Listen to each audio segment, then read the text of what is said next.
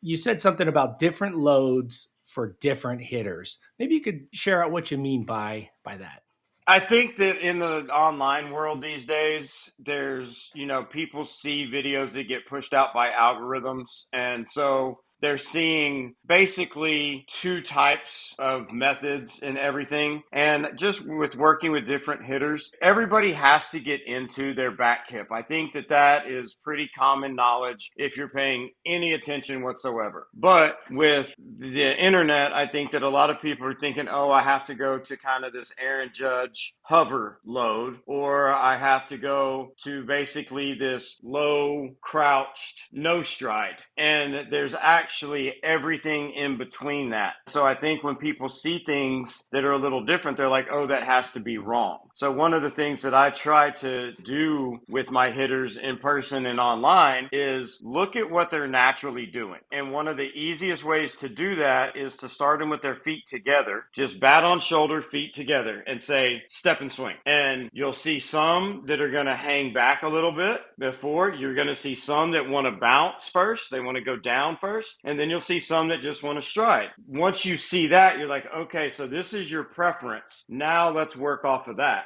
If you're kind of a hang back and step out, you're probably going to be more of the Aaron Judge, like hover, coil. If you're kind of the first move is kind of, I want to get down into my legs and kind of crouch a little bit, then okay, let's set you down and figure out how to minimize the bouncing, but let's start you low. If you're just kind of a fall forward, let gravity take me, I'm going to use momentum. You kind of got some Ken Griffey Jr. type tendencies. Let's teach you how to control that forward move. And then there's big mistakes I see all the time. One of them, and I think we're going to talk about it, is the spring load, where I mean, it's literally like they're creating a spring in their back leg. They're starting from a neutral position. They're going down and back, and then they pop back up out of it because that's what their body's getting set to do. One of the easiest ways that I can explain, and I try to when I have my camps, when I have a big group of kids talking about the load, is think about your hips like the lid of a jar. So if I have this jar like this and I have the lid sitting on top, my load is to tighten that lid, and then my swing is to untighten it as quickly as I can with my hip and core rotation instead of bouncing and then trying to get into it. I had a kid yesterday and I said, think about what the swing is, okay? Any swing, the golf swing, the tennis swing, the cricket swing, the hockey swing, all of that is a core rotational move. The swing is a rotational move. If we're not preparing our body to rotate, then you're doing something wrong. When you are in the weight room and you're doing a squat, are you getting ready to turn? Or are you getting ready to go back up? And he goes, that makes sense. And I'm like, yeah, we gotta get our body ready to do the rotational move. We're not trying to bounce. Getting loaded, obviously, it's the first step in the swing process. And so if the load is wrong, you're never going to have the consistency. You're never going to have the swing that you want. Again, I tell people in my camps when I'm talking to a big group, loading wrong is like starting a word with the wrong letter. The word's never going to be right if you start it with the wrong letter. And the swing is never going to be right if you don't have a consistent, proper, and on-time load. And so it's extremely important. The spring load is one of the ones that I see the most in young kids because they're trying to feel strong. Or someone has said, get into your legs, and they haven't explained it properly. And so a kid's like, okay, I'm going to get into my legs. I'm going to squat down and get into my legs. When in reality, we should be telling them, or they should be taught to get into that hip properly so you feel like you're in control of your body. When you have these hitters, or when you see hitters that come to you that might have misinterpreted what other coaches were trying to teach them, or what are some things you do to make sure that your message is clear? What are some things you do to really get them to digest it and take it in and be able to apply it faster? I always go back, and this comes from the elementary PE background and trying to communicate things to a large group, like you said, who may not be interested in whatever else. Common sense. I try to show them the common sense. The first one is always, I've been told to take my knob to the ball or my hands to the ball. Okay, well, let's look at this and think about this.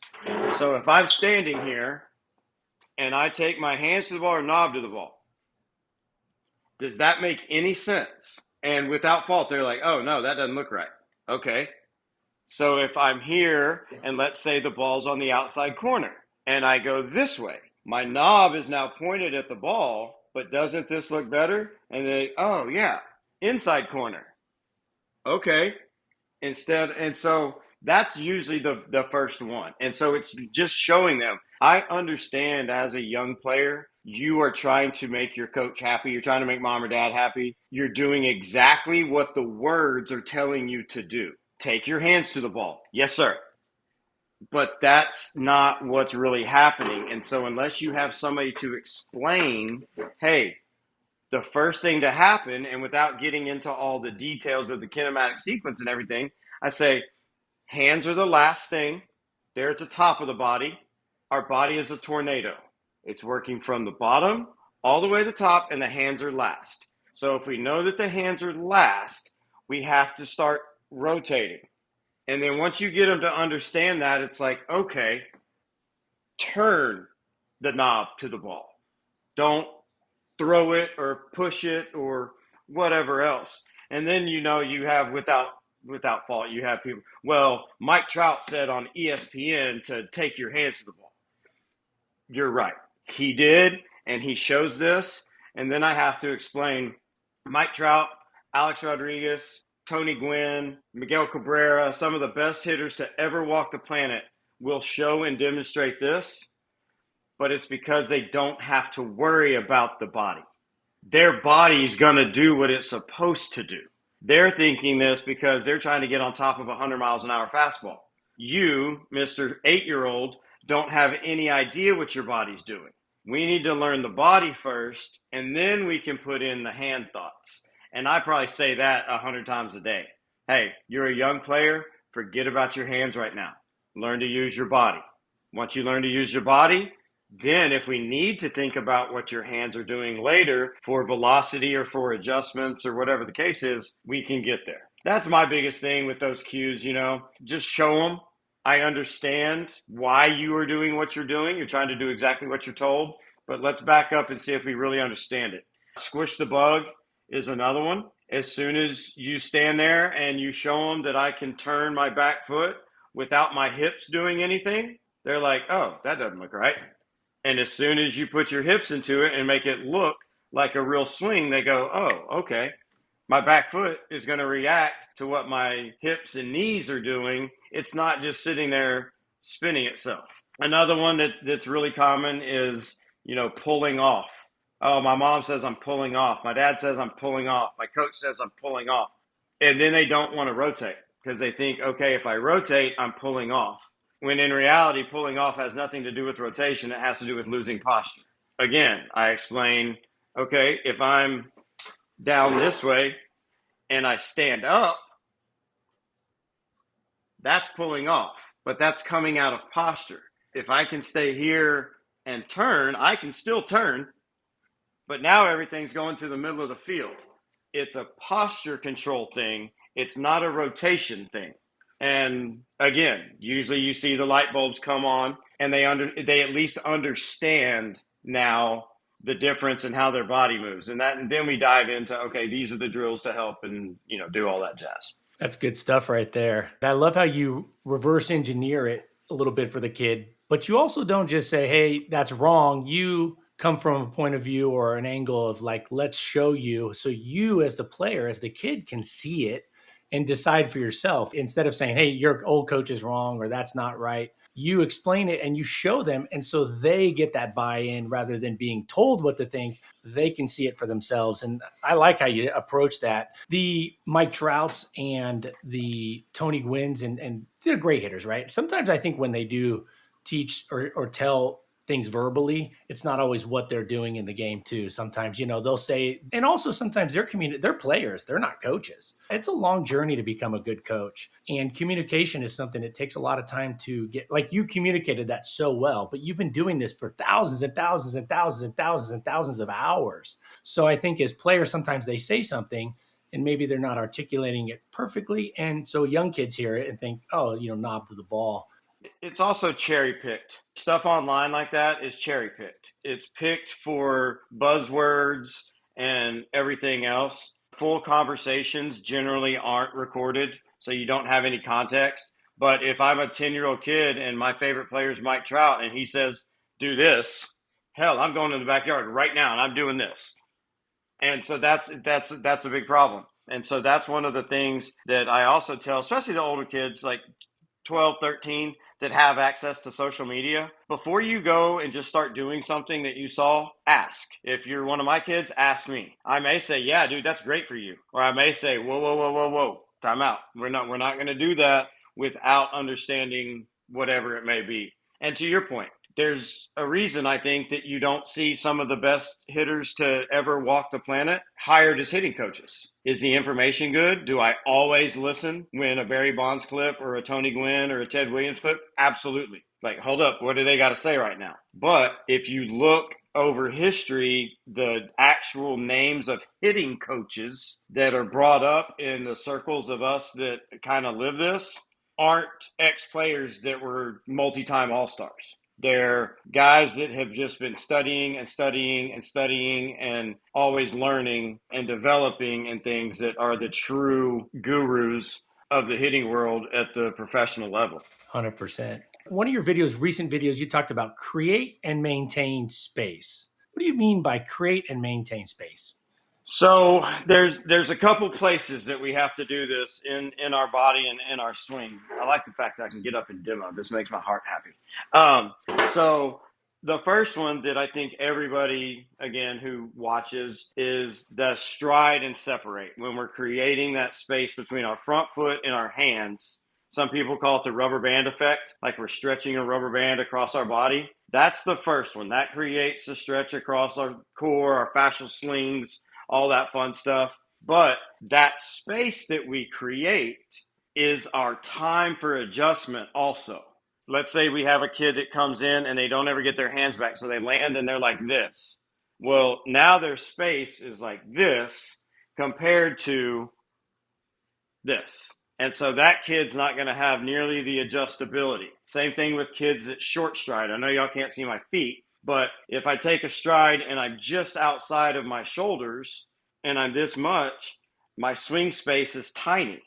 Where if I get to a good launch position, and for reference, I always use bat length. Unless a kid's like 6'2" or bigger, the length of their bat is generally really close to how wide their base should be when their front foot hits the ground. So we have the space that we create with our stride. Then you also have the space between your body and your arms that we have as we come through to allow us adjustability through the zone. And then space here when we get into posture that allows the barrel to come. Because if I get right here and I stand up and I lose all that, now the swing's going to be coming across my body instead of having space and being able to work to the middle of the field. So space in the stretch, a little bit of space between the chest and the arms, and then underneath when I'm down in posture. And maintaining those areas through the swing is crucial for adjustment, bat path.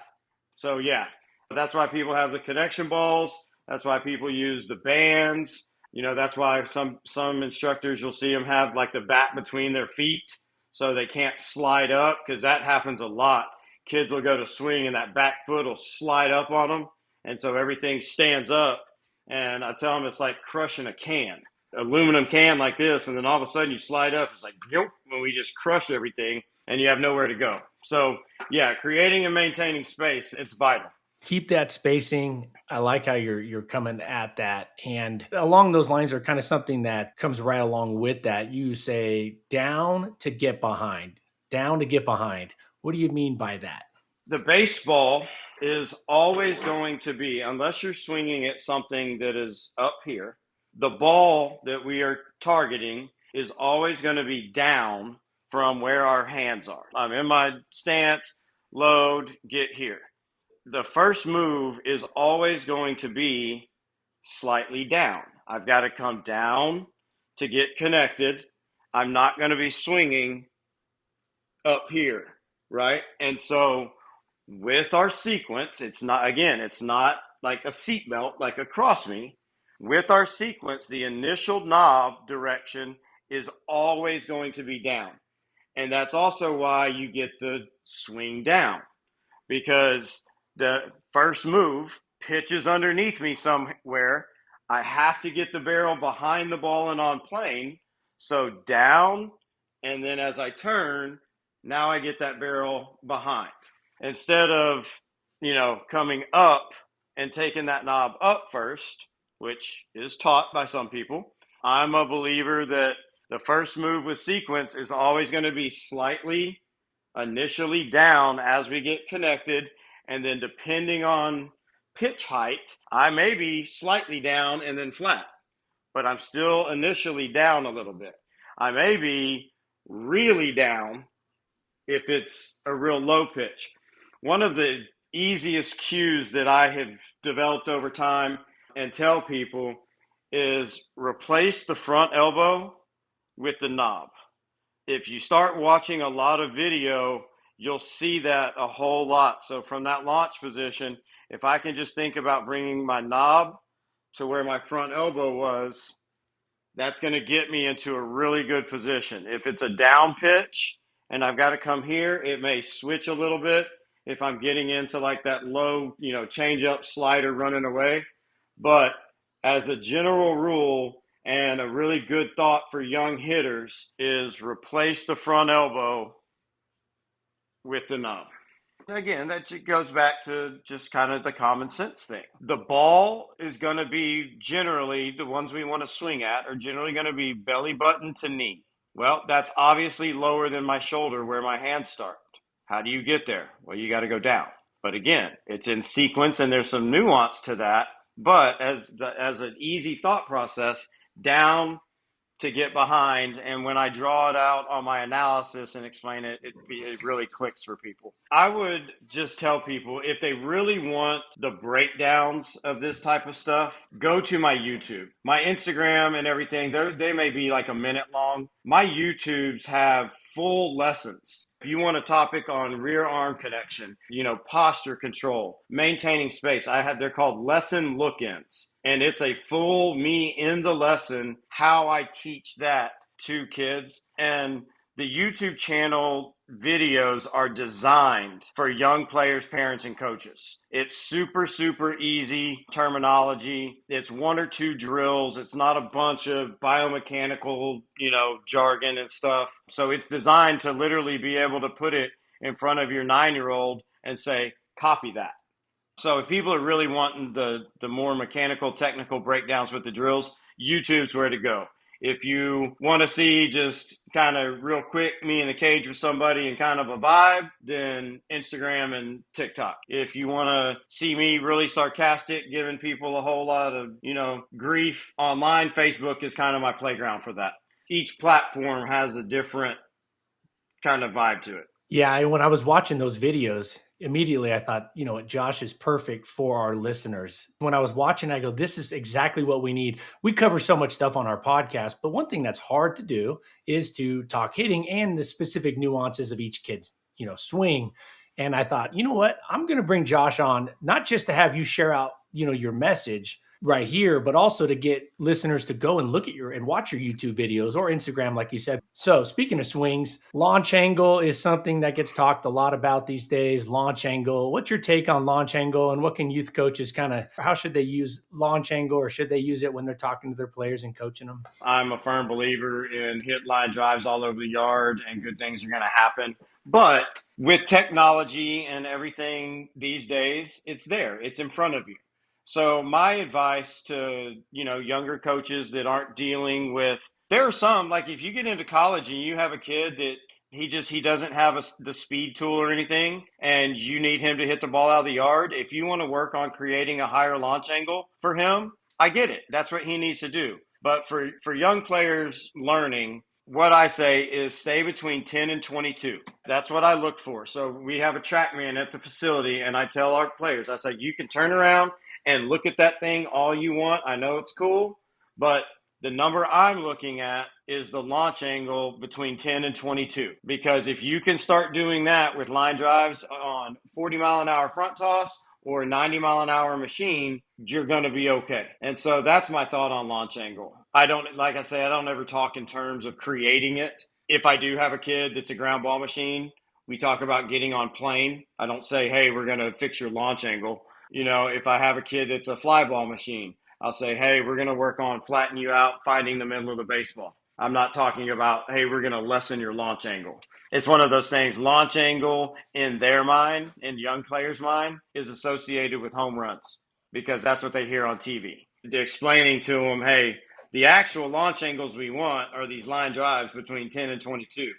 If you happen to be big and strong and you can hit a ball 90 miles an hour at a 32-degree launch angle and it goes 400 feet, by all means, have at it.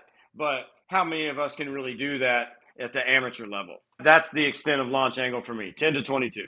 It seems to me it's an overcorrection from the 70s, 80s, and 90s when keep the ball out of the air was the message. Hey, keep the ball out of the air was just driven into all of us. So I think there was that kind of overcorrection when people started finding out that hitting the ball in the air could be more productive. They overcorrected and just kept going past that 10 to 22 degree launch angle that you mentioned, right? They just said, well, if more is better, a higher launch angle is better, then more must be better. And of course, it's not. So I think it was an overcorrection. Back to what you said about the down and behind. I love how you use the word behind. And I say that because I think it really is something that you can almost feel with you're thinking it and you can feel it with your hands, even without a bat in your hands. And when I think behind, and I think most listeners probably hear this, kids behind, they think squaring up the ball behind the pitch, meaning like you said, be on plane, which will, if done right, will be 10 to 22 degrees pretty consistently, right?